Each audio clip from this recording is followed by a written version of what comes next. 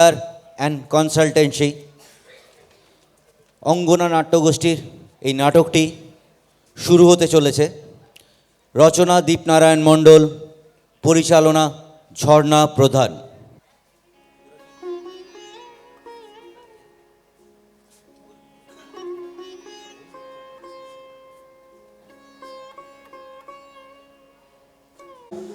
শুভ সন্ধ্যা। সুধী দর্শক মণ্ডলী, কেটিপিএস প্রমোদ সংস্থা আয়োজিত সদস্যাভিত্তিক নাট্য উৎসবে আজকের প্রযোজনা অঙ্গনা নাট্যগোষ্ঠী কর্তৃক পরিবেশিত সম্পূর্ণ মহিলা কলাকুশলী দ্বারা অভিনীত নাটক উইমেন্স কেয়ার অ্যান্ড কনসালটেন্সি। আমাদের এই নাটকে রয়েছে সমাজের নারীদের প্রতি অবদমনের অত্যন্ত বাস্তবিক চিত্র, আবার বিদ্রোহী হয়ে ওঠা নারীদের দান্দিক চিত্র, যার ছত্রে ছত্রে হাস্যরসে সিঞ্চিত এক মনোগ্রাহী ঘটনা। আসলে আমরা প্রত্যেকেই স্বাধীনতাকামী। যে কোনো শৃঙ্খল, যে কোনো বিধিনিষেধ আমাদের কাছে অস্বস্তির কারণ, অথচ সমাজকে সুশৃঙ্খলিত রাখতে কিছু নিয়মনীতি, কিছু বিধিনিষেধ থাকতেই হয়। তৎসত্ত্বেও এমন কিছু বিধিনিষেধ আমাদের সমাজে প্রচলিত আছে, যার জন্য নারীরা আজও বিদ্রোহিণী হয়ে ওঠে। সেই বিপ্লবের পথে চলতে গিয়ে কোনো কোনো চরিত্র ভারসাম্যের মাত্রা অতিক্রম করে, স্বেচ্ছাচারিতার পথে নামে। সেই সবের দ্বন্দ্বময় ঘটনাক্রমই হল নাটকটির মূল প্রেক্ষাপট। আসুন আমরা উপভোগ করি নাটক উইমেন্স কেয়ার অ্যান্ড কনসালটেন্সি। রচনা দীপনারায়ণ মণ্ডল, নির্দেশনা ঝর্ণা প্রধান, আবহ সন্দীপ বৈদ্য, আলো অরুময় খাঁ ও তপন প্রামাণিক।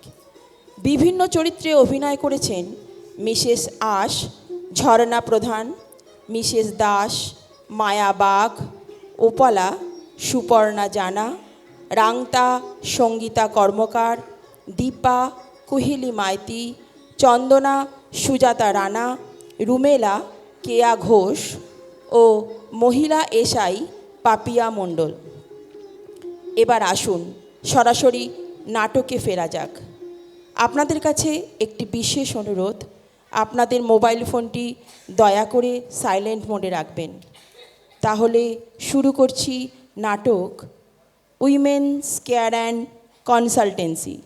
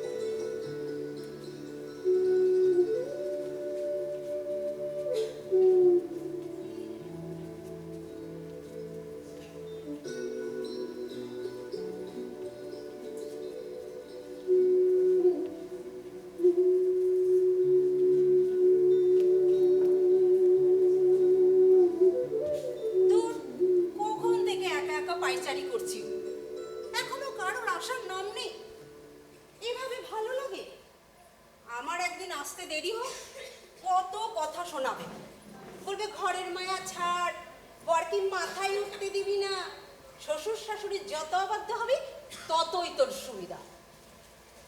যেখানে যাই হয়ে যাক, বিকেলের এই টাইমটা কাউকে স্পেন্ড করবি না, এটা একদম তোর নিজে। জ্ঞান দেওয়ার সময় সব সিদ্ধ হস্ত। এদিকে 4:30 বেজে গেল, এখনো কারোর আসার নাম নেই। নিজের মনে কি বক বক করছিস? কারো চক্করে পড়লি নাকি? রাধিকা দোষা হলো নাকি রে? কি রাধিকার দশা? 8 ঘন্টা ধরে পায়চারি করছি আর হাত পা ছুটছি, তোদের কারো দেখাই নেই।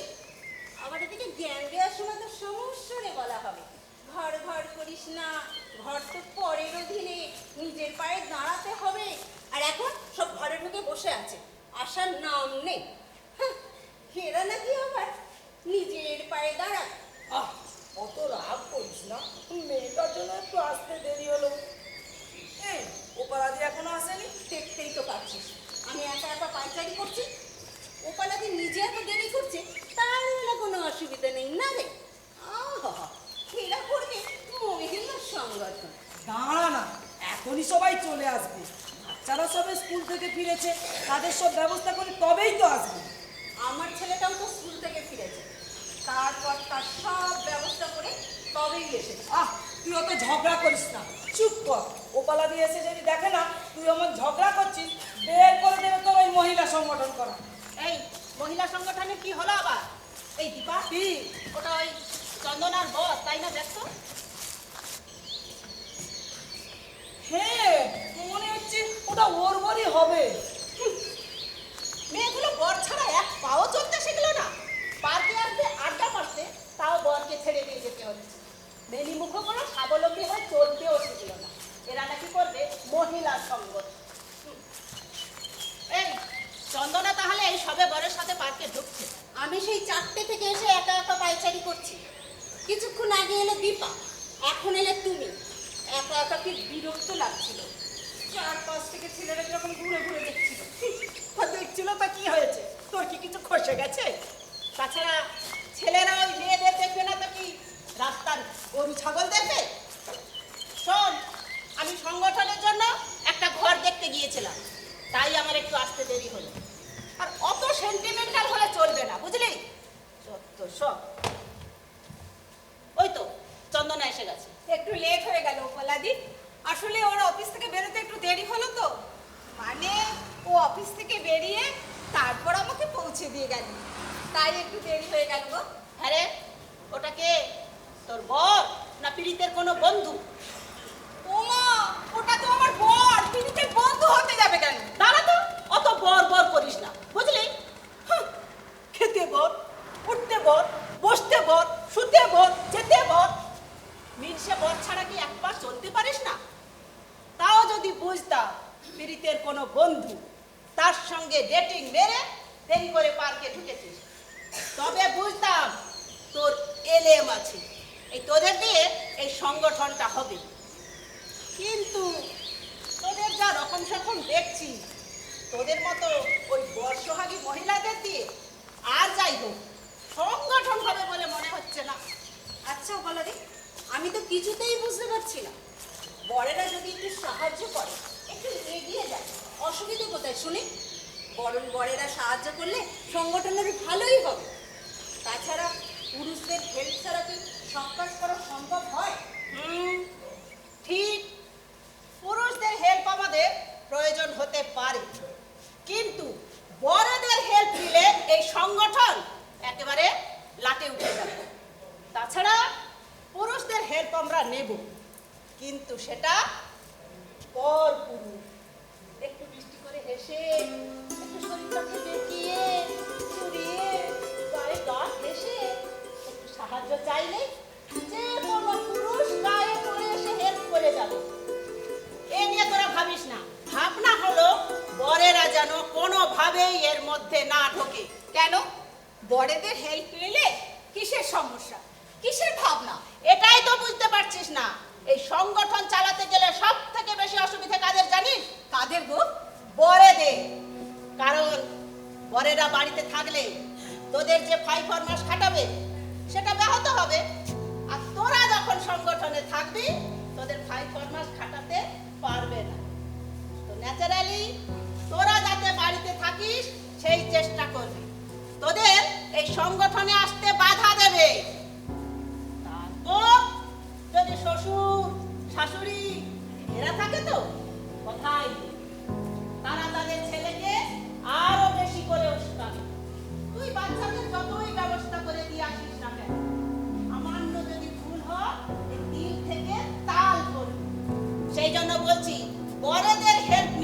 এই সংগঠন আর চলবে না। কি বলছো গোলাদি? বরকে সংগঠনের সঙ্গে যুক্ত করলে বরং সংগঠনটাকে বুঝবে, বিভিন্ন কাজে হেল্প করবে, অযথা সন্দেহ করবে না। এটাই তো ভুল করছিস। অফিস থেকে এসে যখন চা পাবে না, খেতে বসে পছন্দের মেনু পাবে না, তখন তোর সংগঠনের পিন্ডি একেবারে চটকে দেবে। আর সন্দেহ কোনো অপশানই রাখবি, জাস্ট পাত্তা দিবি না। আর মহিলা সংগঠনে পুরুষদের নিয়ে সন্দেহ করার কি আছে রে? সে তো তুই চাইলেই ঘরে বসে ডেটিং মারতে পারিস। তার জন্য সংগঠন করার কোনো ভূমিকা নেই। আরে দিদি, তুমি যা বলছো তাতে এমনিতেই অশান্তি শুরু হয়ে যাবে। এই জন্যই তো বলছি, এত ঘর ঘর বর বর করিস না। এবার থেকে বরকে বুঝিয়ে দিবি তোরাও নিজের পায়ে দাঁড়াতে চাস, একেবারে নিজের পায়ে। বরেদের হেল্প আর তোরা নিবি না, সেটা এথিক্যালি হোক বা ফিনান্সিয়ালি।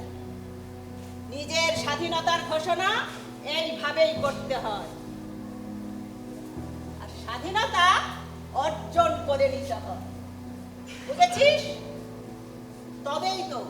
তবেই তো সংগঠনটা স্বাধীনভাবে করতে পারবি। আর আর আর কি গোলাদি? আর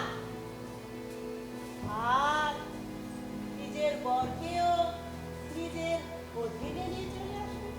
তুমি যেরকম বলছো সেরকম স্বাধীনভাবে চলতে গেলে টাকা পয়সা লাগে, সেটা বর ছাড়া আর কোথায় পাবে শুনি? এই জন্যই তো আমাদের এই সংগঠন। আর দেখিস এই সংগঠন আমি কেমন কমার্শিয়ালি রান করাই, বুঝেছিস? নইলে বেফালতু সংগঠন করতে যাব কেন? আর শোন, এরপর একটা শুভ দিন দেখে সবাই চলে আসি। কোথায় গো? 420 নম্বর ময়রা স্ট্রিট। তারপর দেখ আগে আগে होता है क्या।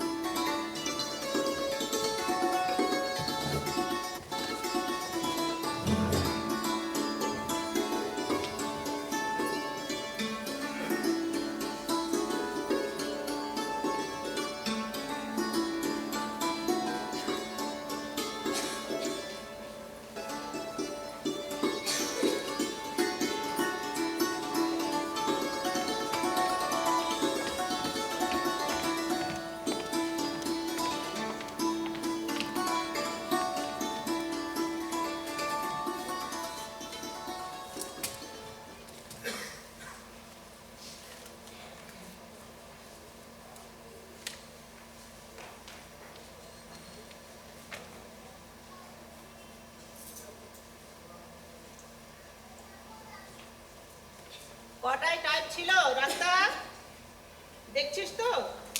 এরা এখনো এসে পৌঁছতে পারলো না। কি করে চালাবো বলতো এই সংগঠন? সত্যি উপলাদি, 4:30 বাজতে চললো, এত লেট করছে কেন বলো তো? আজ প্রথম দিন, কোথায় আধ ঘন্টা আগে আসবে, তা না উল্টে আধ ঘন্টা লেট করে ফেললো। গোপালাদি আসবো? হ্যাঁ আসুন। আমার একটু দেরি হয়ে গেল। সবাই এসে গেছে?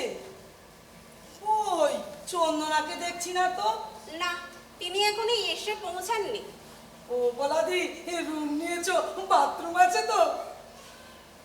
সত্যি গোপালাদি, এটা মেয়েদের অফিস, একটা বাথরুম থাকা খুব জরুরি।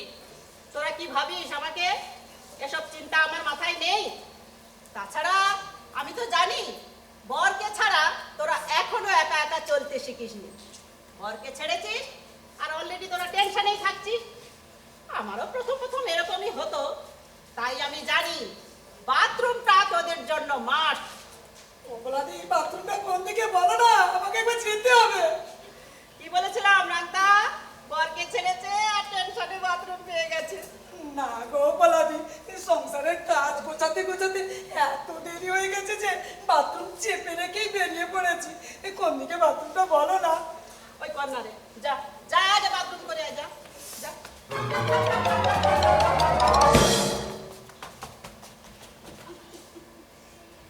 সত্যি গোপালাদি, এটা তুমি খুব ভালো করেছো, আমার মাথায় আসেনি। মেয়েদের জন্য একটা বাথরুম না হলে খুব সমস্যা। ছেলেদের অফিস হলে বাথরুম না হলেও চলতো। আরে দূর, ওদের কথা বাদ দে তো। ওদের তো ওই সারা বিশ্বটাই বাথরুম। স্থান কাল পাত্র জ্ঞান নেই, যেখানে সেখানে দাঁড়িয়ে পড়লেই হলো। কে দাঁড়িয়ে পড়ে গো গোপালাদি? আমি তো ছুটতে ছুটতে এলাম। দাঁড়াও। হ্যাঁ ঠিক আছে, এই তুমি সাবধানে যাবে। আদিকে হ্যাঁ, প্রায় ছুটতে ছুটতে এলাম, তাও দেখো না একটু দেরি হয়ে গেল গো গোপালাদি। এটা একটুখানি চন্দনা, পাক্কা 40 মিনিট লেট। এটা একটুখানি লেট? বুঝিস তো, সংসারে সব কাজ গুছিয়ে তবে আসবো তো। এত বুঝলে তো চলবে না ভাই। তাহলে আমাদের এই স্বপ্নের প্রতিষ্ঠান চলবে কি করে? সবাইকেই টাইমে আসতে হবে। তাছাড়া ক্লায়েন্টরা সার্ভিস নিতে এসে যদি দেখে এখনো অফিস খোলেনি, তাহলে কাস্টমার ফিরে যাবে আর আমাদের এই প্রতিষ্ঠান কমার্শিয়ালি সাকসেস হবে না। আচ্ছা গোপালাদি, তুমি ওই চন্দনাকে ভাই বলে সম্বোধন করলে কেন? তুমি যেখানে পুরুষদের সঙ্গ ছেড়ে স্বাধীনভাবে স্বনির্ভর হওয়ার কথা বলো, সেখানে পুরুষদের সম্পর্ক দিয়ে সম্বোধন করতে পারো না। এতে আমাদের নারীত্বের ধাক্কা লাগে।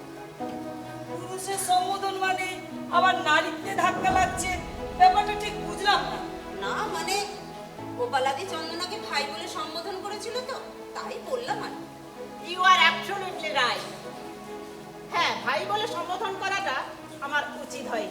এতে আবার পুরুষদের প্রতি একটু বেশি ইয়ে হয়ে যাচ্ছে, এই আর কি। আচ্ছা ঠিক আছে, সবাই বস।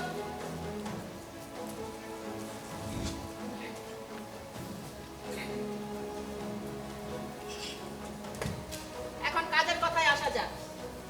আমাদের প্রথম পয়েন্ট হলো আমাদের এই প্রতিষ্ঠানের নামকরণ। তা তোরা কেউ কি কিছু ভেবেছিস?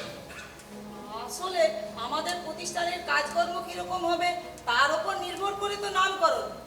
আমাদের প্রতিষ্ঠানের অ্যাক্টিভিটি সম্পর্কে কোনো ধারণাই পরিষ্কার হয়নি, তাহলে নাম ঠিক করব কি করে? তোরা না গো গোপালাদি। শোন, আমরা মেইনলি পরিষেবা এবং কনসালটেন্ট দেব, বিনিময়ে আমরা সার্ভিস চার্জ নেব। এই অনুযায়ী আমি একটা নামও ঠিক করেছি, উইমেন্স কেয়ার অ্যান্ড কনসালটেন্সি। তা তোদের যদি নামটা পছন্দ হয় এটাই হোর্ডিং করে দেব।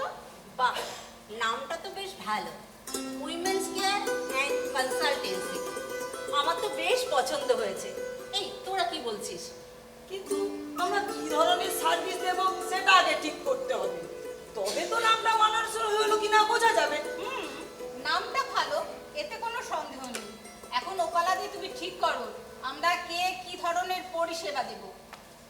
কাজ তো আমাদের সবাইকেই করতে হবে। হ্যাঁ, তা তোরা সবাই মিলে প্রপোজাল দে কেমন ধরনের কাজ করা যেতে পারে।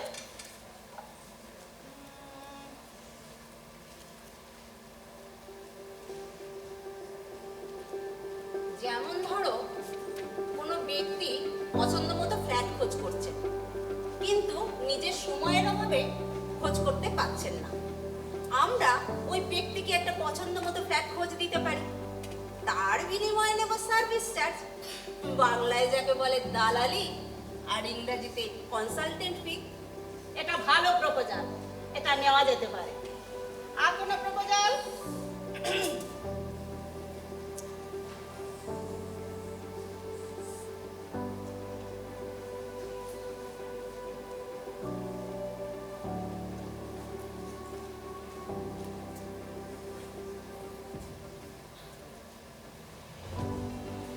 কমলাদি, শহরের নামি দামি স্কুলে বাচ্চা ভর্তির জন্য আসা যেসব মালদার বাবা মা, মানে ধনকুবের পেরেন্টসরা ভ্যাঁ ভ্যাঁ করে ঘুরে বেড়ায়, মানে যারা বুঝে উঠতে পারছে না কাকে ডোনেশন দেবে, কিভাবে অফার করবে, তাদের সঙ্গে আমরা যদি স্কুল ম্যানেজমেন্টে লিয়াজো করে দেই, সেক্ষেত্রে মোটা টাকা কমিশন নিতে পারবো। Very good, excellent idea. হ্যাঁ, এক্ষেত্রে একটু মডার্ন লুকে, একটু খোলামেলা পোশাকে বাচ্চার বাবাকে অ্যাপ্রোচ করলে যে কোনো মালদার বাবা সহজেই ট্র্যাপড হবে। Very good idea Dipa, very good. আমি একটু অন্যরকম আইডিয়া ভাবছিলাম। বলছিলাম আমরা এই স্ত্রী বা পুরুষের এমন একটা স্ত্রী বা পুরুষের খোঁজ করতে পারি যাদের যৌবন প্রায় শেষের দিকে, কিন্তু বিয়ে করা হয়ে ওঠেনি, অথচ ফাইন্যান্সিয়ালি রিচ। তাদের আমরা যোগাযোগ করে দিতে পারি। ওইসব সিঙ্গেলসদের সেটেল কাপল করে দিতে পারলে আমরা মোটা টাকার প্রাইস মানি দাবি করতে পারি। সেক্ষেত্রে ওরা সানন্দে দেবে বলে আমার মনে হয়। এই আইডিয়াটাও বেশ ভালো, প্রচুর ক্লায়েন্ট হবে আর ভালো পয়সাও আমদানি হবে। আইডিয়াটা মন্দ নয়, কিন্তু সমস্যা একটা আছে। কি সমস্যা বলাদি? ধর, এমনও শুনেছিস তো যে দুজন আলাদা আলাদা বাচ্চার বাবা মা বাচ্চাকে স্কুলে পৌঁছাতে গিয়ে পরকিয়া করে পুরনো সংসার ফেলে নতুন সংসার পেতেছে।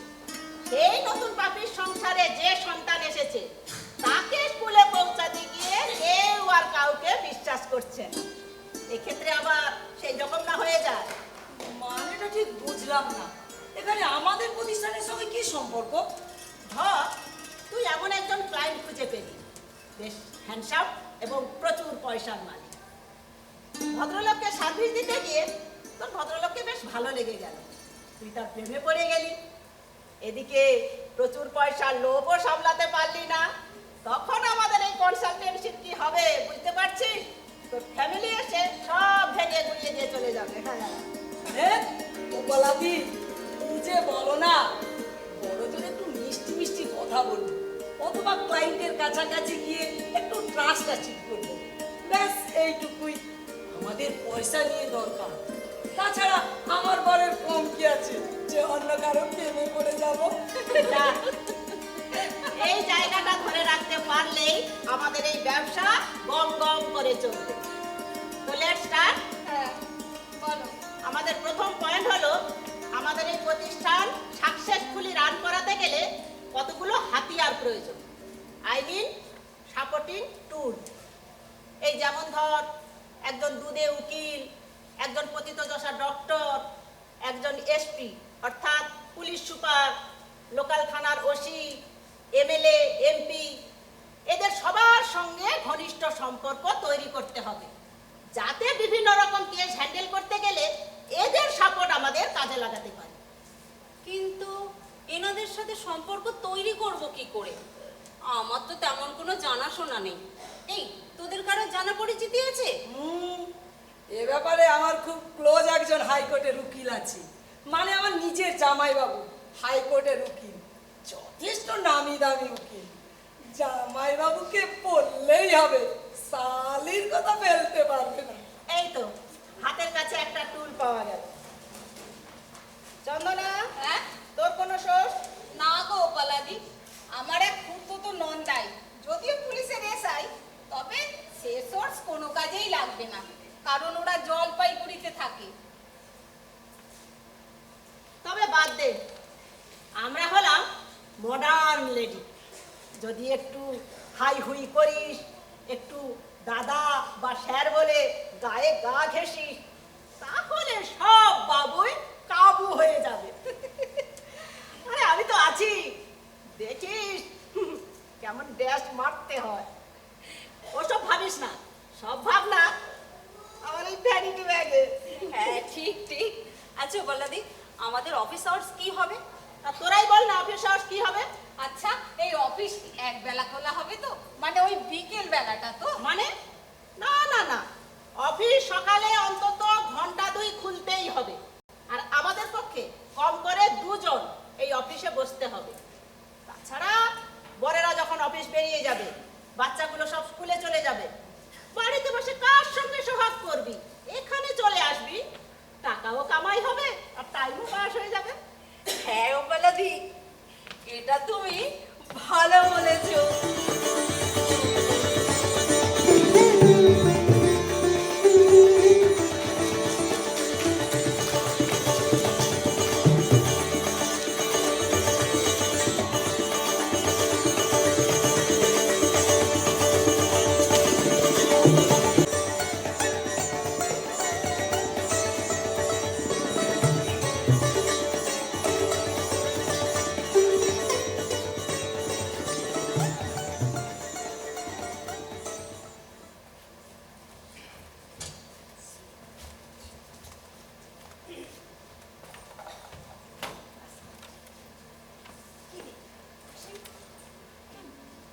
আসতে পারি?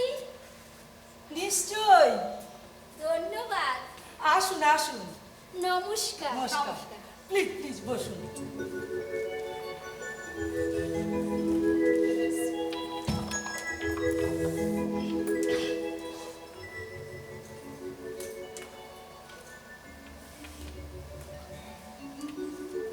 রূপালী আস।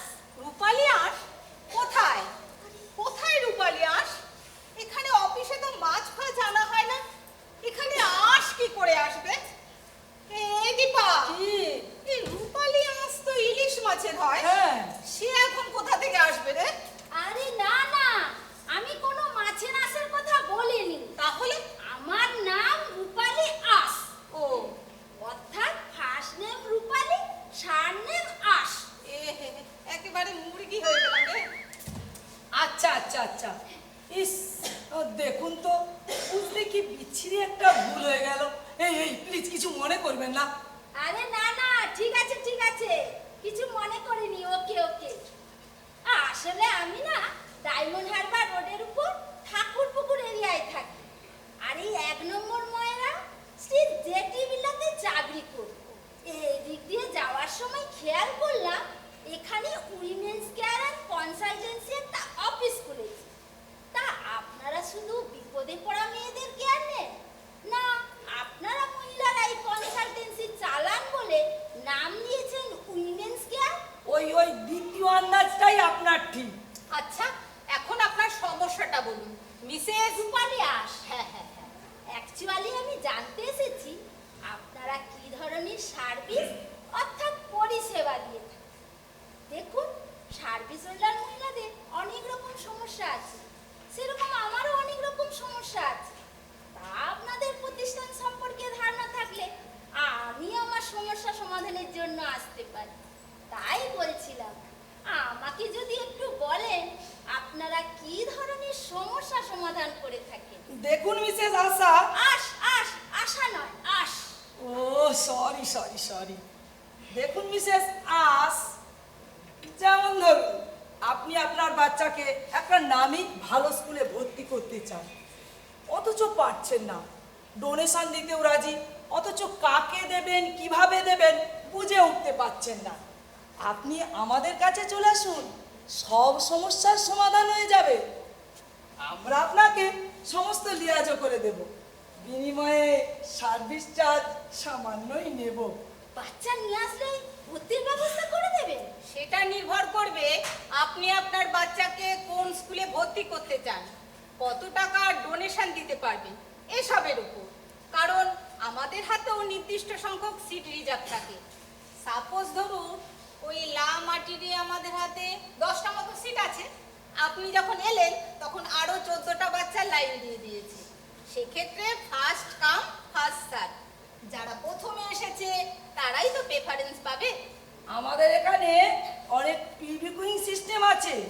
আপনি আপনার বাচ্চাকে যে স্কুলে ভর্তি করতে চান সেই স্কুলের নামে ক্লাস অনুযায়ী অনেক আগে থেকে বুক করে রাখতে পারেন। সেক্ষেত্রে আপনার প্রেফারেন্স আগে হবে। প্রি বুকিং, প্রি বুকিং, এই প্রি বুকিং ব্যাপারটা ঠিক ক্লিয়ার হলো না, একটু পরিষ্কার করে বলবেন? ধরুন আপনি কনসিভ করেছেন, আপনার বাচ্চা ছেলে কিংবা মেয়ে যাই হোক, সে লামাটিনে পড়বে বলে 5,000 টাকা দিয়ে প্রি বুকিং করে গেলেন। ব্যাস নিশ্চিন্তে থাকুন, বাচ্চার বয়স 3 বছর হলে নিয়ে চলে আসুন, ভর্তি হয়ে যাবে। ব্যাপারটা এইরকম। বাহ, বেশ সুবিধা তো, টাকা দিলে কোনো টেনশন নেই। আচ্ছা, আপনারা আর কি কি সার্ভিস দিয়ে থাকেন? সব রকম। যেমন ধরুন আপনি এমন এক জায়গায় ফ্ল্যাট খুঁজছেন, সেখান থেকে দিল্লি, মুম্বাই, চেন্নাই, ব্যাঙ্গালোর সব শহর কাছে হয়, আমরা আপনাকে তেমন ফ্ল্যাটই খুঁজে দেব। আবার ধরুন এক মিনিট, দিল্লি, মুম্বাই, চেন্নাই সব শহর কাছে হবে? সেটা কিভাবে সম্ভব? হ্যাঁ সম্ভব তো। আমরা আপনাকে দমদম এয়ারপোর্ট লাগোয়া ফ্ল্যাটের ব্যবস্থা করে দেব। আপনি পায়ে হেঁটে হেঁটেই এয়ারপোর্টে ঢুকে যাবেন। রিপোর্টিং টাইমের 15 মিনিট আগে বেরিয়েই এয়ারপোর্টে ঢুকে যাবেন। ফ্লাইট আপনার যখনই হোক, ওই আগের দিন এসে হোটেলে থাকা বা ট্যাক্সি ভাড়া এসব কিছুই লাগবে না। যে কোনো শহর এর থেকে কাছে আর কিভাবে হবে বলুন? আরে তাই তো, এটা তো আগে ভেবে দেখিনি। এরকম আরো অনেক সার্ভিস আমরা দিয়ে থাকি যা আপনি আগে কখনো ভাবেননি। যেমন ধরুন আপনার নামকরা কোনো আর্জেন্ট হার্ট স্পেশালিস্ট অথবা নিউরোসার্জেন্টের অ্যাপয়েন্টমেন্ট দরকার, কিন্তু 5-6 মাসের আগে আপনি বুকিং পাচ্ছেন না। ততদিন অপেক্ষা করলে পেশেন্টের এক্সিডেন্ট কিছু হয়ে যেতে পারে। সেক্ষেত্রে আমরা আপনাকে 8-10 দিনের মধ্যে অ্যাপয়েন্টমেন্ট করিয়ে দিতে পারি। তবে ফিজটা একটু বেশি লাগবে। এই সার্ভিসটাই আমার কাছে কার্যকারী হবে। জানেন তো, আমার শাশুড়ি আজ 1 মাস হলো বিছানা শয্যার সারা শরীর প্যারালাইজ, শুধু ব্রেনটা কোনো রকম কাজ করছে, নিউরো সমস্যা। ওনাকে আমরা ডক্টর তাপস সেনকে দেখাতে চাই। ডক্টর তাপস সেন ওয়ার্ল্ডে বড় বড় শহরগুলোতে মাসে 1 বার করে চেম্বার করে। কলকাতাতেও মাসের 3rd উইকে রুগী দেখে। ওনার একটা অ্যাপয়েন্টমেন্ট করিয়ে দিতে পারবেন? হ্যাঁ হ্যাঁ, কেন পারবো না, নিশ্চয়ই পারবো। আরে আমরা তো এই জন্যই বসে আছি। আচ্ছা, ডক্টর সেন কলকাতায় কোথায় বসছেন আপনি কি জানেন? অবশ্য না জানলেও কোনো অসুবিধা নেই, আমরা ঠিক জেনে নেব। এখন শুধু বলুন আপনার কবে নাগাদ অ্যাপয়েন্টমেন্ট লাগবে। এ ব্যাপারে হ্যাঁ, আমার হাজবেন্ডের সঙ্গে আলোচনা করে নিয়ে আপনাদের অফিসে আসবো। আচ্ছা, আসলে আমার শাশুড়ি মার অনেক বয়স, তা 80-82 বছর তো হবে। এমনিতে টিকবে বলে মনে হয় না। শ্বশুরমশাই তো আগেই গত হয়েছে। শ্বশুর বাড়ি প্রচুর সম্পদ, শরিকি দাবিদাররা সব ওত পেতে আছে। মা যদি একটু উঠে বসতে পারে, সই সাবুত করতে পারে, তাহলে একটা নমিনি উইল করে নিতে পারি। তাহলে টাকা পয়সা আর যা সম্পত্তি আছে তা পেতে আর আমাদের ঝামেলা থাকে। তাই ভাবছিলাম ডক্টর তাপস সেনকে দেখালে যদি কোনো উপায়ে মা শাশুড়ি মাকে একটু সুস্থ করে তুলতে পারে। ও আই সি। হ্যাঁ, তা যদি অনেক সম্পত্তি পান, তাতে একটু বেশি খরচা করে ডক্টর সেনের অ্যাপয়েন্টমেন্ট নিতেই পারেন। আবার ধরুন আপনার শাশুড়ি মা সুস্থ হতে শুরু করলো আর আপনারা উইলটা করিয়ে নিলেন, সম্পত্তি আপনাদের হাতে চলে এলো, আর ওদিকে আপনার শাশুড়ি মা ধীরে ধীরে সুস্থ হয়ে হাঁটা চলা করতে শুরু করলো। আপনারা সারাদিন কাজে ব্যস্ত, দুজনেই চাকরি করেন। সুস্থ মানুষ মানুষের একাকিত্ব কিন্তু বেশি বেদনাদায়ক। সেক্ষেত্রে আপনার শাশুড়ির আবার বিয়ে দিতে পারে। হট, কি বলছেন কি? হ্যাঁ, আমি ঠিকই বলছি। সুস্থ মানুষের একাকিত্ব কাটানোর জন্য এবং একজন সমগোত্রীয় সর্বক্ষণের মনের সাথী পাওয়ার জন্য আজকের দিনে অনেক বৃদ্ধ বৃদ্ধারা আবার নতুন করে বিয়ে করছে। এরকম কেস আমরা 2-4টে হ্যান্ডেল করেছি। কিরে দীপা, ওই মিস্টার পোদ্দারের কেসটা ওনাকে একবার খুলে বল। বলছি না না, থাক থাক, আর বলতে হবে না। এরকম ঘটনাও কলকাতা ছাড়া আরো অনেক বড় বড় শহরে ঘটছে, আমারও কানে এসেছে। তবে আমাদের মতন পরিবারে এরকম ভাবাই যায় না। দেখুন মিসেস আস, কোনো সাহসী পদক্ষেপ প্রথম থেকে এমনি এমনি হয়ে আসেনি। তাগিদে পড়ে কেউ একজন সাহস করে শুরু করে। তাছাড়া আপনার শাশুড়ি মাকে যার সঙ্গে বিয়ে দেবেন তার সম্পত্তিও তো আপনারা পেয়ে যেতে পারেন। আরে ম্যাডাম, চিন্তা করবেন না, পাত্র তো আমরাই খুঁজে দেব, তেমন পাত্রই দেখে দেব। আচ্ছা আচ্ছা, সে অনেক দূরের ভাবনা। আগে আমার শাশুড়ি মা সুস্থ হোক তো, আগে আমরা উইলটা বানাই তো, তারপর। আগামী সপ্তাহ আমার হাজবেন্ডকে নিয়ে আপনাদের অফিসে আসবো। আজ উঠি, আমাকে আবার ঠাকুর পুকুর ফিরতে হবে। আচ্ছা, নমস্কার। নমস্কার, আবার আসবেন। কিরে, হ্যাঁ দারুণ কনভিন্স করা গেছে। হ্যাঁ, ঠিক বলেছিস। এভাবে চালাতে পারলে পার্টি পার্টি দৌড়ে দৌড়ে আসবে।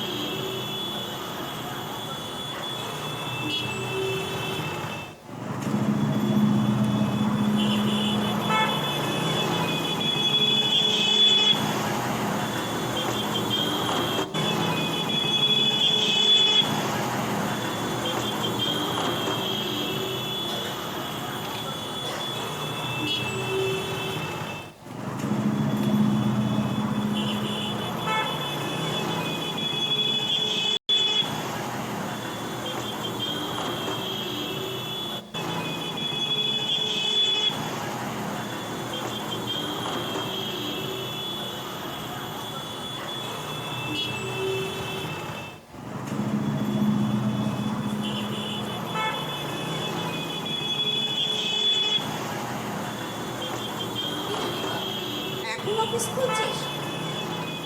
আরে গোপালাদি এখন আসেনি? না, এই তো অফিস করলাম, গোপালাদি এখনো আসেনি, এসে যাবে এখনই। তুই বস।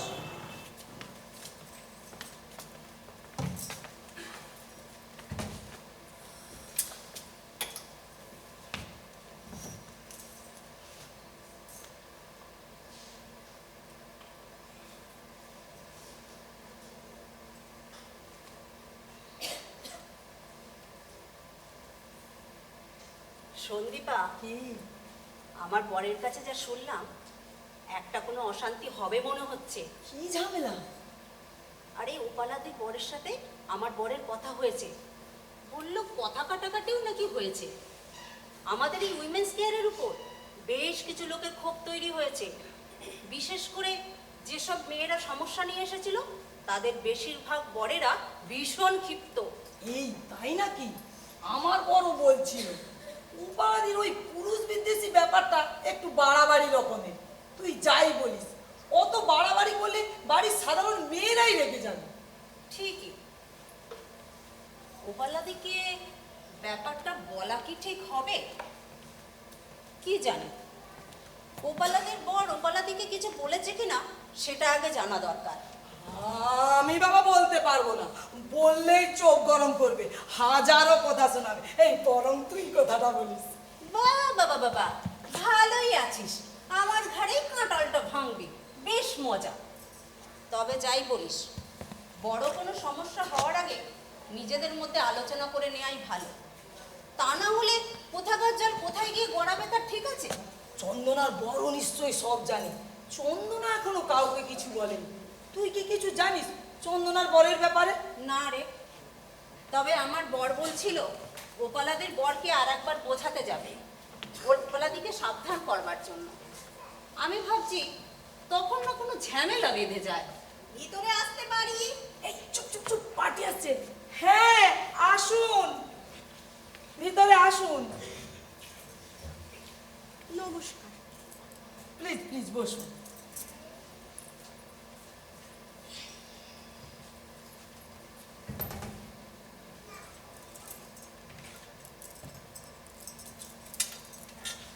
আপনারা কোথা থেকে আসছেন? আমরা শিয়ালদা থেকে আসছি। শিয়ালদা বাস স্ট্যান্ডের কাছাকাছি পরীক্ষিত রায়নি থাকি। আর ইনি হচ্ছেন আমার মা স্বর্ণা, আর আমি রুমেলা। নমস্কার, আমি দীপা, দীপা মুন্সি। আরো রাংতা সৎপতি। হ্যাঁ বলুন, আপনাদের আসার কারণ বলুন। হ্যাঁ, আমার মেয়ে বলল আপনারা নাকি মেয়েদের অনেক রকম সমস্যার সমাধান করেন, তাই এলাম। ঠিকই শুনেছেন, তবে শুধু মেয়েদের না, আমরা নারী পুরুষ নির্বিশেষে সবাই সব রকম সমস্যার সমাধান করে থাকি। কাজটা আমরা মেয়েরা নিজেদের মতো করেই করি, তাই এই প্রতিষ্ঠানের নাম উইমেন্স কেয়ার অ্যান্ড কনসালটেন্সি। ও, আমি ভাবলো আপনারা শুধু মেয়েদের সমস্যার সমাধান করেন। দেখুন না বাবা, কি সমস্যা! আমার মেয়ের বাচ্চাটা কেন মেয়ে হয়েছে ছেলে হয়নি কেন, এই নিয়ে ওর শ্বশুর বাড়িতে তুমুল অশান্তি। আচ্ছা আপনারাই বলুন তো, আমার মেয়েটার পেটের ভিতর কি বাচ্চা ধরলো, ছেলে ধরলো না মেয়ে ধরলো, ও সেটা জানবে কি করে? ওই মিনসে বেটা বলে কি না, আমাকে আগে থেকে বলিসনি কেন, তাহলে মেয়েটাকে জন্মাতে দিতাম না। বলে বাচ্চাটাকে নিল না, বলে কি না মেয়ে বাচ্চা আমি নেব না। জানেন, শেষে বাচ্চা সমেত আমার মেয়েটাকে বাড়ি থেকে তাড়িয়ে দিলে। আহ মা, এভাবে বলছো কেন? এটা তো একটা অফিস নাকি যেন বাড়ির লোকের সাথে বিলাপ করছে। দাঁড়াও, আমি ওনাদেরকে ব্যাপারটা বুঝিয়ে বলছি। ঠিক আছে ঠিক আছে, ওনাকে বলতে দিন, ওনার মতো করে বলুন। আসলে মা তো, আপনি বলুন মাসিমা। কি বলবো ম্যাডাম, কি বলবো? বিয়ের সময় এক গাদা টাকা পণ নিলে, আর এখন আমার মেয়ের জীবনটাকে বরবাদ করে একেবারে জলে ফেলে দিয়ে গেলি রে, একেবারে জলে ফেলে দিয়ে গেলি।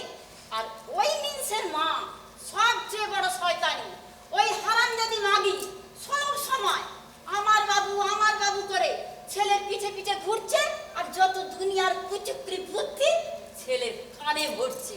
রাক্ষসী হাড় জ্বালানি পুঁজি মন্থরা একখানা। মা, আবার তুমি সেই একইভাবে বাজে কথা বলতে শুরু করলে। আচ্ছা, বিয়ে দেওয়ার সময় আপনারা খোঁজ খবর নেননি ছেলের পরিবার সম্পর্কে? তখন খোঁজ খবর তাই সবই নেওয়া হয়েছিল, কিন্তু তখন ছেলে আর তার মায়ের মনের ভিতর এই কি বাসনা লুকানো আছে কি করে জানবো বলুন তো? তখন ছেলে চাকরি করে না ব্যবসা করে, কতদূর পড়াশোনা করেছে, ছেলের বাবা কি করতেন, কতজন ভাই বোন আছে, এইসব আর কি। আচ্ছা, ছেলের বাবা মানে আপনার শ্বশুর মশাইয়েরও কি আপনার শাশুড়ি মায়ের মতো একই রকম চাহিদা? উনি তো একটা ফেরুয়া, না হলে ওই সংসারে ওই কুর্নি রাক্ষসী হতো দরকার। মা, তুমি একটু চুপ করবে? তোমাকে নিয়ে আসাটাই দেখছি আমার বড় ভুল হয়ে গেছে। আচ্ছা আচ্ছা মাসিমা, আপনি শান্ত হন। এই ব্যাপারটা নিয়ে কি করা যায় আমরা দেখব। হ্যাঁ আপনি বলুন। আসলে আমার শ্বশুর মশাই একজন নিরীহ নির্বিবাদী মানুষ। হ্যাঁ, উনি নিজের মতোই থাকেন, দুবেলা নিয়ম করে আড্ডা মারেন সমবয়সীদের সাথে, আর তবে নানান রকম গাছপালা লাগিয়ে সকাল সন্ধ্যে তাদের দেখাশোনা করতেই সময় কাটিয়ে দেন। সংসারে কে কি করলো, কে কি খেলো, তাতে ওনার কোনো মাথা ব্যথা নেই। আমার শাশুড়ি সব। বিয়ের পর প্রথম আমাকে আমার বরের কাছে কথা পর্যন্ত বলতে দিত না, এটা ওটা বলে নানান ছুতোয় সরিয়ে রাখতো। প্রথম দিকে তো রাত্রে শোয়ার জন্য ছেলের ঘরে যেতেই দিত না, অন্য ঘরে শোয়ার ব্যবস্থা করেছিলেন। তারপর আমার বরই তার মাকে বোঝায় বিয়ের পর ছেলের বউ অন্য ঘরে শোয়, শুনে লোকে কি বলবে। ছেলের কথা মেনে নিলেও যতক্ষণ না ওনার ছেলে ঘুমিয়ে পড়তো নানান বাহানায় আমাকে শুতে যেতে দিত না। ইন্টারেস্টিং। আপনার হাজব্যান্ডও কি মায়ের কথা মতোই চলতেন নাকি? উনি কিছু বলতেন না? মায়ের কথা মতো উঠা বসা করা তার অভ্যেস ছিল। তারপর ধীরে ধীরে মাকে ফাঁকি দিতে শুরু করলো, ঘুমের ভান করে পড়ে থাকতো। আর আমার শাশুড়ি ভাবতো ছেলে ঘুমিয়ে পড়েছে, তারপর আমার শুতে যাওয়ার ছাড়পত্র মিলত। এগিয়ে দেখি ও জেগে আছে, তখন পরকে মনের কথা বলতাম। আর এইভাবে আমাদের সম্পর্কটা ভালো হয়ে উঠেছিল। কিন্তু শাশুড়ি মায়ের বাবু তো শাশুড়ি মায়েরই ভাব শিষ্য। যবে থেকে শুনেছে আমি প্রেগনেন্ট, ঠিক তবে থেকে আমাদের ছেলে হবে করে মাথা খারাপ করছে। আর আমার শাশুড়ি মা তো আত্মীয় স্বজন সবাইকে বলা হয়ে গেছে আমার বাবুর বাবু হবে। মরণ দশা, সাতকাল গিয়ে এককালে ঠেকেছে, এখন ওই রাক্ষসীর বাবুর মোহ কাটলো না, শয়তানি একখানা। আহ মা, আবার তুমি বাজে কথা বলতে শুরু করলে। আরে বাজে কথা বলবো না তো কি করবো? যাকে যেটা বলা উচিত তাকে সেটাই বলেছি। আমার যন্ত্রণাটা কেউ কি বুঝবে? যন্ত্রণাটা কেউ কি বুঝবে? না না মাসিমা, আপনার যন্ত্রণা আমরা বুঝতে পারছি। দেখো না মা, আমার মেয়ের জীবনটা যেন নষ্ট না হয়। এত বড় দুনিয়ায় ওই ছোট্ট ফুটফুটে মেয়েটাকে নিয়ে ও কোথায় যাবে, কি করে বাঁচবে? আমরা যখন কাল আর থাকবো না, তখন ও মেয়ে নিয়ে কি করবে? হায় ভগবান, আমি আর ভাবতে পারছি না, আমি আর ভাবতে পারছি। Good morning everybody. Good morning. Good morning.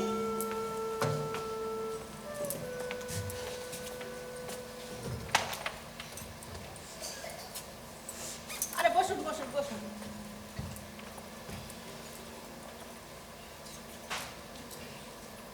ইনারা বুঝি আমাদের ক্লায়েন্ট?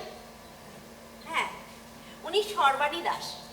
আর ইনি ওনার মেয়ে, কি যেন নাম বললেন? রুবেলা মিত্র। হ্যাঁ, রুমেলা মিত্র। আর ইনি আমাদের সিনিয়র কনসালটেন্ট মিসেস ওপালা মুখার্জি।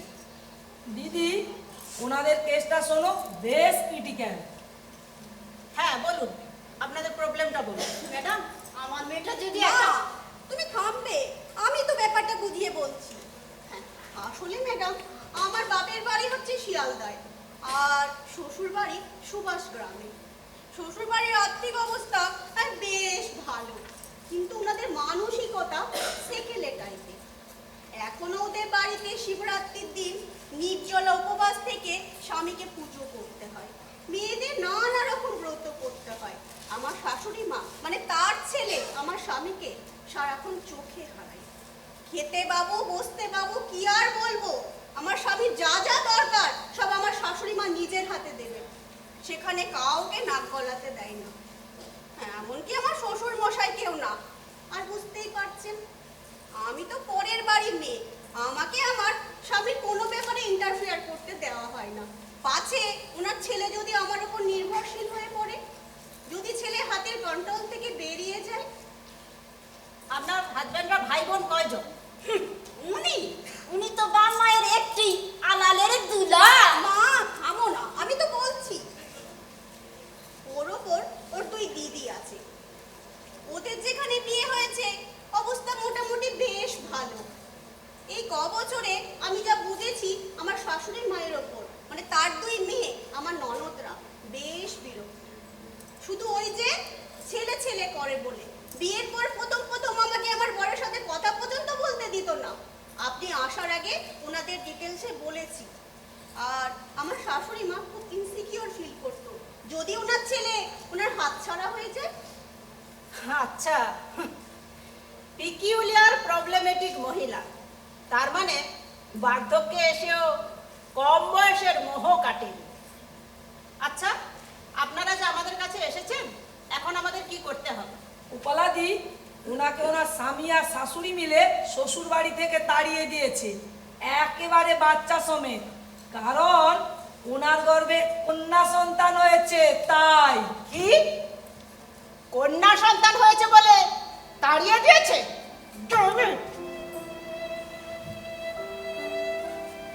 মেয়েরাই মেয়েদের এত বড় শত্রু পৃথিবীর আর কোন সমাজে আছে? মেয়েরাই যদি মেয়েদের এইভাবে ডিপ্রাইভ করে, মেয়েরা কোনোদিনও মাথা তুলে দাঁড়াতে পারবে? আচ্ছা, আপনারা কি চান? ওই বাড়িতে ফিরে যেতে, নাকি নাকে দড়ি দিয়ে টানতে টানতে খরপোশ আদায় করতে? না না ম্যাডাম, না, আমরা চাই আমার মেয়ে তার স্বামীর সঙ্গে ঘর সংসার করুক। ওসব ডিভোর্স খরপোশ কিছুই চাই না। আপনি বরং সেই ব্যবস্থাই করে দিন, যাতে আমার মেয়ে তার নিজের অধিকারে ফিরে গিয়ে আমার স্বামী ও সন্তান নিয়ে ঘর সংসার করতে পারে। হ্যাঁ, কি আর করবেন? ভারতীয় মধ্যবিত্ত বাড়ির মেয়েরা এর বাইরে কোনোদিন ভেবেছে না ভাবতে চেষ্টা করেছে? সেই কোন ছোটবেলায় বর বউ বিয়ে দিয়ে পুতুল খেলা শুরু হয়েছে। সিনেমা, সিরিয়াল, সেগুলোও তো সেই বর বউ খেলা। আর সিরিয়ালগুলো তো আরো ডেঞ্জার। সেখানে আবার একজন নায়িকার বরকে নিয়ে দুজন তিনজন মহিলা টানাটানি একেবারে মাস। এই রকম সিকোয়েন্স না থাকলে নাকি সিরিয়ালের টিআরপি ওঠে না। আর বাবা মারাও তেমনি, মেয়ের একখানা বিয়ে দিতে পারলেই সব দায়িত্ব শেষ। সবার সেটিং কি আর ঠিকঠাক হয়?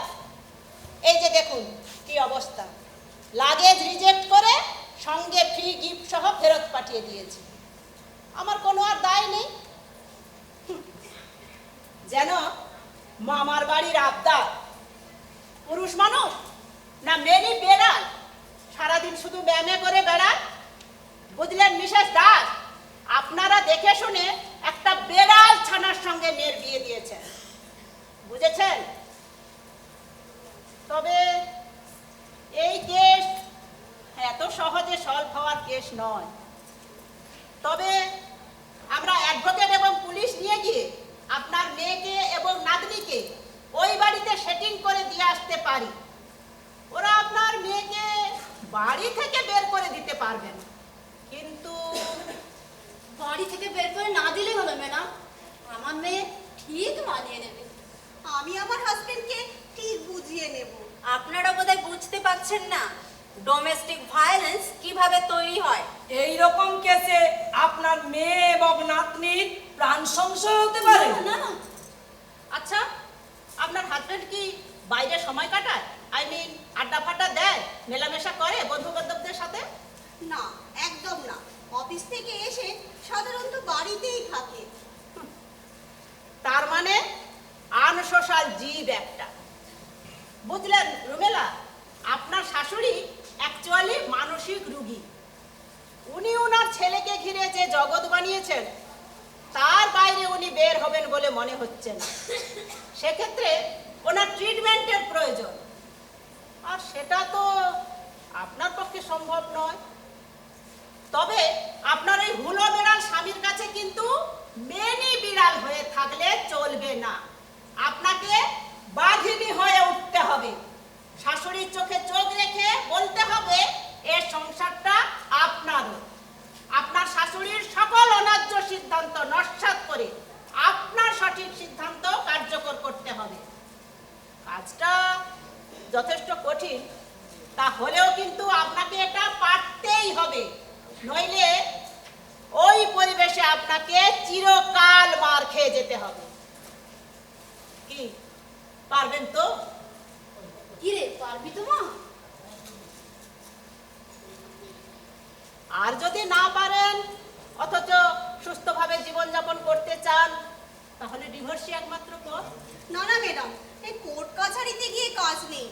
আমি বরং ওই বাড়িতেই ফিরে যাব আর আমার শাশুড়ির অন্যায়ের প্রতিবাদ করব।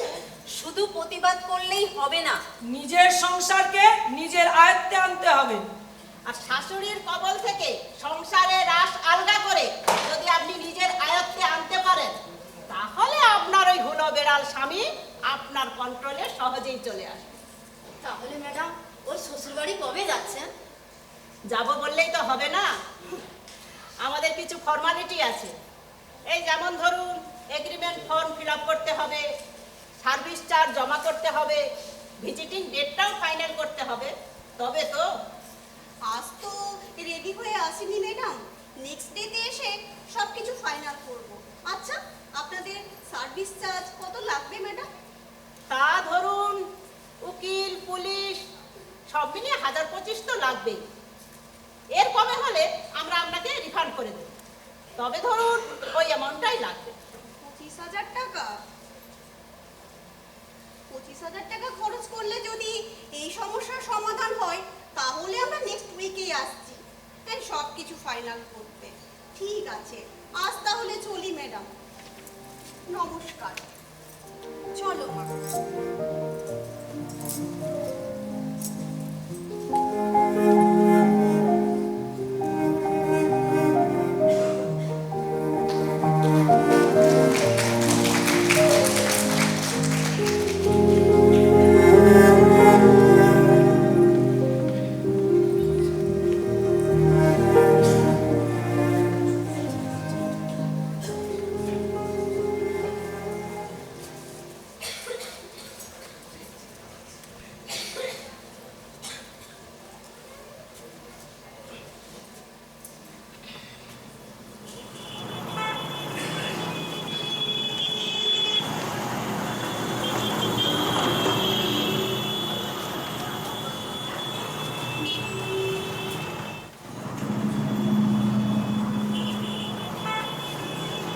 বুঝলেন বলাদি, এই সংসারে থেকে অফিস করাটা ভীষণ কঠিন। রেগুলার হাজব্যান্ডের সাথে ঝগড়া হয়ে যাচ্ছে। কত করে বলছি, অফিসটা দাঁড়িয়ে গেলে সংসারে ভালো রকম ফিনান্সিয়াল সাপোর্ট পাওয়া যাবে, কিন্তু কে শুনে কার কথা? শুধু বলে তেমন হলে চাকরি খুঁজে নাও, এসব কনসালটেন্সি ফেন্সি তোমাদের দ্বারাই হবে না। আমি তো সব সময় বলি, এই সব ব্যাপারে হাজবেন্ডদের বেশি পাত্তা দিলে চলবে না। তোকে স্বাধীনভাবে তোর কাজটাই করতে দেবে না, এটা পুরুষ জাতির নেচার, বুঝলি? পুরুষ জাতির নেচার। আমি আমার হাজবেন্ডকে ঠিক টাইট দিয়েই রেখেছি। জানিস তো রাংতা, আমার বাড়িতেও সমস্যা হচ্ছে, কিন্তু কি আর করা যাবে, আমাদের এই কনসালটেন্সি তো চালাতে হবে। আমাদের আয় কিন্তু দিন দিন বাড়ছে, এটাকে তো আর বন্ধ হতে দেওয়া যায় না। কি বলো পালাদি? আমারও অনেক স্বপ্ন আছে রে এই কনসালটেন্সি নিয়ে। এটা নারী সমাজের কাছে একটা এক্সাম্পল, একটা ইন্সপিরেশন হয়ে থাকবে, বুঝলি? ভেতরে আসতে পারি? হ্যাঁ হ্যাঁ আসুন, আপনাদের জন্যই তো বসে আছি। পুলিশ? এটাই আপনাদের 420 নম্বর ময়রা street women's care and consultancy? Yes madam, yes. আসুন ম্যাডাম, বসুন, আসুন বসুন।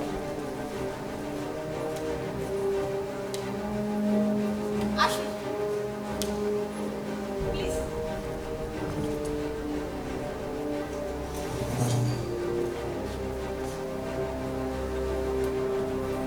কি করেন ম্যাডাম? ঠান্ডা না গরম? মানে এই চা না কফি? নো থ্যাঙ্কস, কিছু লাগবে না। হ্যাঁ বলুন ম্যাডাম, আমরা আপনার কি সেবা করতে পারি? আপনারা এখানে কি ধরনের পরিষেবা দেন? ম্যাডাম, আমরা এখানে সবার সব রকম সমস্যার সমাধান করে থাকি। এই ধরুন কোনো মহিলা পরিবারে অত্যাচারিত হচ্ছে, অথবা কোনো বাচ্চাকে তার বাবা মা তাদের পছন্দ মতন স্কুলে ভর্তি করতে পারছেন না, বা ধরুন ওভার এজেড সিঙ্গেলসদের জন্য উপযুক্ত পার্টনার খুঁজে তাদের বিয়ের ব্যবস্থা করে দেওয়া, এই সব আর কি।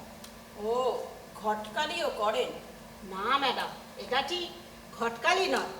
তবে ধরুন যে সমস্ত ব্যাচেলারের সময়ে বিয়ে করা হয়ে ওঠেনি, অথচ বর্তমান পরিস্থিতিতে একাকিত্বের গ্রাসে বিপর্যস্ত, আমরা সেই সব ব্যাচেলারের একজন উপযুক্ত জীবনসঙ্গী খুঁজে দিয়ে তাদেরকে সুস্থভাবে বাঁচার আলো দেখাই। তা আপনার সমস্যাটা ঠিক কী ধরনের আমাদের বলুন প্লিজ। তাই বুঝি? না, আমি আমার কোনো সমস্যা নিয়ে এখানে আসিনি। আমি এসেছি আপনাদের সমস্যা নিয়ে। আমাদের সমস্যা? ঠিক বুঝলাম না। হ্যাঁ, আপনাদের পারিবারিক সমস্যা। আমাদের পারিবারিক সমস্যা? ও তাই ভাবছি আমাদের প্রতিষ্ঠানে পুলিশ কেন? কোন ইঁদুর বলে আবার বিড়ালের পা আটকালো। কিছু বললেন? হ্যাঁ, না ম্যাডাম, আপনাকে ঠিক কিছু বলিনি। এই বলছিলাম যে আমাদের আবার কোন পারিবারিক সমস্যায় আপনাকে এখানে আসতে হলো? কিরে, তোদের কোনো পারিবারিক সমস্যা হয়েছে নাকি যা ওই পুলিশি ইন্টারফেয়ার হতে পারে? না গো পলাদি, আমার বাড়িতে তো তেমন কোনো সমস্যা হয়নি। আমার বাড়িতেও তেমন কোনো অশান্তি হয়নি। ও পলাদি, দীপার বাড়িতে আবার কিছু হলো না তো? ম্যাডাম, কোনো জিডি কিংবা এফআইআর আছে নাকি? আই সি, আপনিও বলা মুখার্জি। দেখুন মিসেস মুখার্জি, আপনার এই উইমেন্স কেয়ার অ্যান্ড কনসালটেন্সির এগেনস্টে একটা জিডি হয়েছে, আর জিডিটা করেছেন মিস্টার দীনকৃষ্ণ মুখার্জি। কে কে জিডি করেছে? দীনকৃষ্ণ মুখার্জি? আমার মনে হয় he is your husband, am I right? কিন্তু জিডিতে কমপ্লেনটা কি লেখানো হয়েছে? মিস্টার মুখার্জি ইনসিকিউর ফিল করছে। উনি মনে করছেন ওনার ওপরে বাইরের লোকের অ্যাটাক হতে পারে। হোয়াট? বাইরের লোকের অ্যাটাক? But why? হ্যাঁ, বাইরের লোকের অ্যাটাক। এমনকি ওনার ওপর মারধরও হতে পারে, আপনাদের বাড়িঘরও ভাঙচুর হতে পারে। কিন্তু কেন? আমরা বা আমাদের প্রতিষ্ঠান কার কি ক্ষতি করেছে? এই সমস্যার কেন্দ্রবিন্দু তো আপনি। আমি? How it is? কারণ your point of view against male gender. আপনি মহিলাদের যেভাবে পুরুষদের বিরুদ্ধে খেপিয়ে তুলছেন, তাতে আমাদের সমাজে ভয়ঙ্করভাবে একটা এফেক্ট পড়ছে। আর সেই নিয়ে আপনার সঙ্গে আপনার হাজবেন্ডের লাগাতার অশান্তি হয়, তাই নয় কি? দেখুন ম্যাডাম, আপনার হাজবেন্ড আপনাকে অনেকভাবে বোঝানোর চেষ্টা করেছে, শেষে ব্যর্থ হয়ে উনি বাধ্য হয়েছেন জিডি করতে। আর আজ আমি এখানে এসেছি আপনাকে বোঝাতে। আচ্ছা, আমাদের ভাবনা আমরা যেভাবে খুশি ভাবতে পারি, তাতে ওরা আমার হাজবেন্ডকে কেন মারবে? বাড়ি ঘর বা ভাঙচুর করবে কেন? আপনার ভাবনা আপনার বাড়ি পর্যন্ত থাকলে কোনো সমস্যাই ছিল না, কিন্তু আপনি আপনার সহযোগী মেয়েদের যেভাবে প্রভাবিত করছেন, বা আপনার এখানে কনসালটেন্ট নিতে আসা মহিলাদের যেভাবে আপনি মগজ ধোলাই করছেন তাদের হাজবেন্ডের বিরুদ্ধে, তাতে দীনকৃষ্ণবাবুর মনে হয়েছে যে তাদের সমস্ত রাগ তার ওপরই গিয়ে পড়ে, আই মিন আপনার হাজবেন্ডের ওপরে। কিন্তু ভুল করেছি আমি, ওরা আমার হাজবেন্ডকে কেন মারবে? দেখুন ম্যাডাম, আমি একজন মহিলা পুলিশ কর্মী হিসাবে যতদূর জানি, এসব কেসে পুরুষরা মহিলাদের গায়ে হাত দেয় না। আর আপনার ওপর রাগ মানে আপনার পরিবারের ওপর মানুষের রাগ, আর সেটাই আপনার হাজবেন্ডের ওপর আছড়ে পড়বে, সেটাই তো স্বাভাবিক। শুনুন ম্যাডাম, সমাজে নারী পুরুষ দুজনের ভূমিকাই সমান, কেউ ছোট কেউ বড়, এসবের কোনো মূল্যই নেই। নারী ছাড়া পুরুষ যেরকম বিকল, পুরুষ ছাড়া নারী। তাহলে এখন বুঝতেই পারছেন আপনার হাজবেন্ড আপনার কাছে কত বড় ছায়ার মতো। আপনাদের সমস্ত ঝড় তার উপরেই আছড়ে পড়ার সম্ভাবনা দেখা দিয়েছে। তাই বলি কি ম্যাডাম, আপনারা আপনাদের কনসালটেন্সি কিছুদিন বন্ধ রাখুন, আর যারা আপনাদের উপর প্রচণ্ড ক্ষিপ্ত তাদের কাছে গিয়ে কনফিউজ করুন, দেখবেন ব্যাপারটা অনেক সহজ হয়ে যাবে।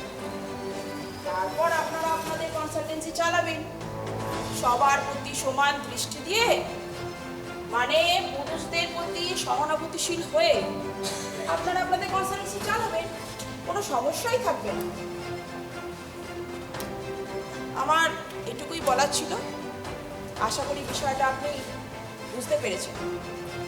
তাহলে আজ আমি আসি, কেমন? ধন্যবাদ।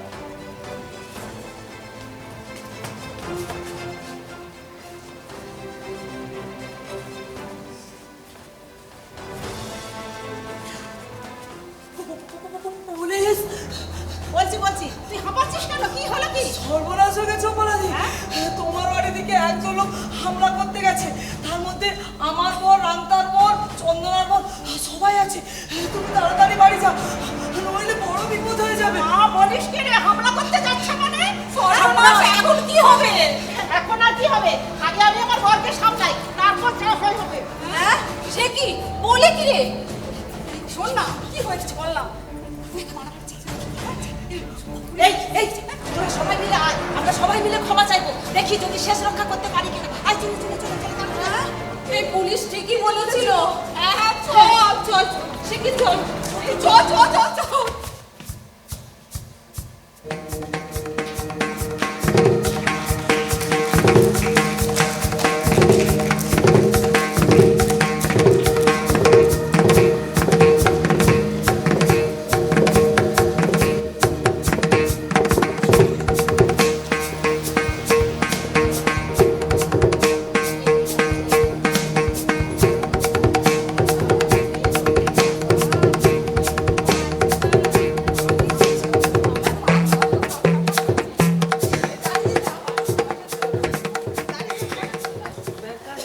নমস্কার, আপনারা দেখলেন অঙ্গনা নাট্যগোষ্ঠী নাটক উইমেন্স কেয়ার অ্যান্ড কনসালটেন্সি। নাট্যদলের সমস্ত কুশীলবকে আমরা অনুরোধ করব মঞ্চে আসার জন্যে।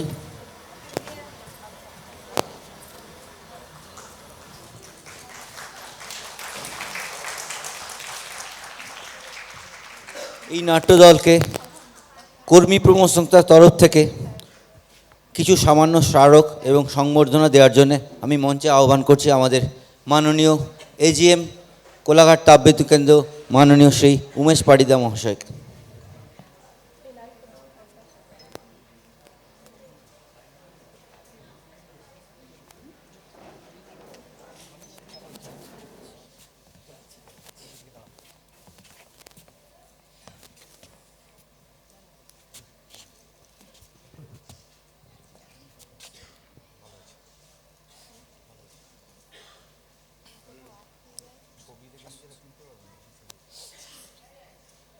আমরা একটি সুন্দর নাটক দেখলাম এবং দর্শকরা আশা করি খুব উপভোগ করেছেন।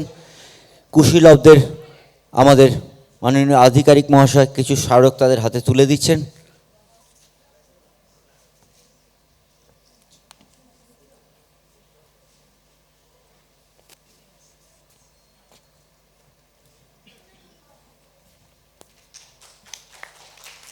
আপনারা করতালি দিয়ে তাদের উৎসাহিত করুন। আপনাদের উৎসাহ এবং প্রেরণায় ভবিষ্যতে এদের পাথেয় হয়ে থাকবে।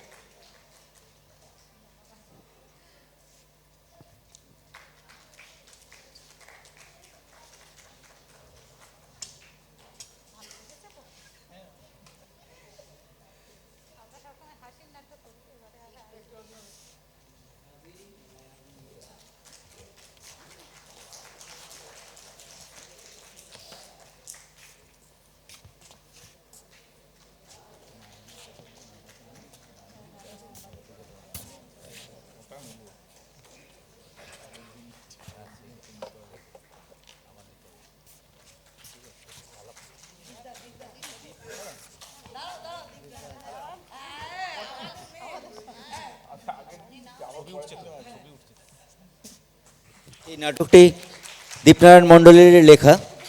তো আমি এই নাট্যদলের যিনি পরিচালক তাকে অনুরোধ করব কুশীলবদের পরিচয় করিয়ে দেওয়ার জন্যে এবং নাটকের সম্বন্ধে কিছু দু চার কথা বলার জন্যে।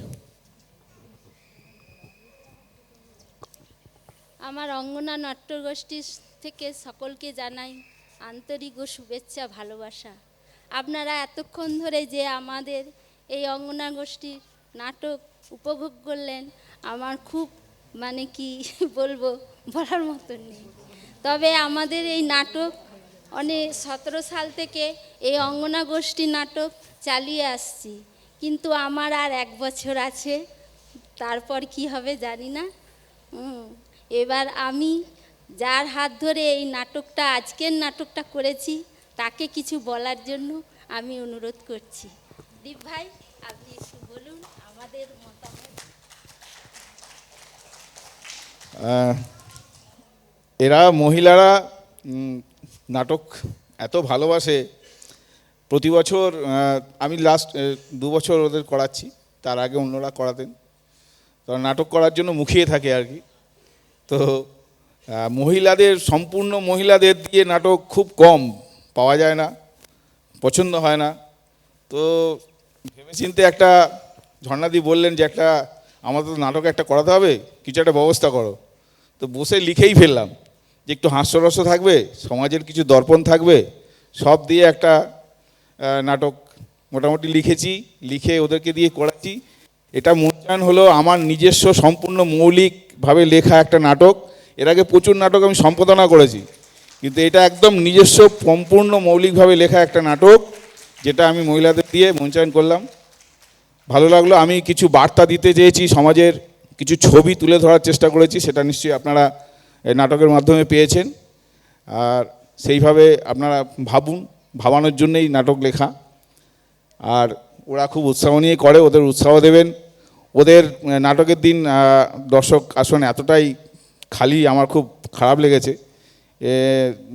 এমনি খারাপ যাচ্ছে, কারণ সিজনটা এমন, মেলা খেলা সব চলছে একসাথে করলে মানুষ ভাগ হয়ে যাবে, সেই কারণেই এতটা ফাঁকা। নাহলে হয়তো আরও একটু পেতাম আমরা দর্শক। আর নাটক যারা করে, পরিশ্রম করে, অনেক দিন ধরে পরিশ্রম করে এসে যদি দেখে যে দর্শক আসনের এই অবস্থা, খুব হতাশ লাগে। এটা মানে উৎসাহকে ব্যাহত করে আর কি। তো এটা সবার ভাবা উচিত। আর নাটক তো এমন একটা শিল্প যেটাকে সমাজের দর্পণ বলা হয়, সেটাকে কেন এত উপেক্ষা করা হবে আমি বুঝে পাচ্ছি না। তো যাই হোক, আমরা চেষ্টা চালিয়ে যাই, আমরা হারবো না, আমরা শেষ পর্যন্ত দেখব, আমরা নাটক লিখব, করব, অভিনয় করব, আপনাদের সামনে বারবার তুলে ধরব। আমরা আশা রাখবো আগামী দিনে নিশ্চয়ই দর্শক আসন ভরবে, আপনারা নাটক দেখবেন। সবাই ভালো থাকুন, আনন্দে থাকুন, নাটক দেখবেন। আর সবার ক্যারেক্টারগুলো একবার পরিচয় করে দিই, নামগুলো সবাই বলে দিই।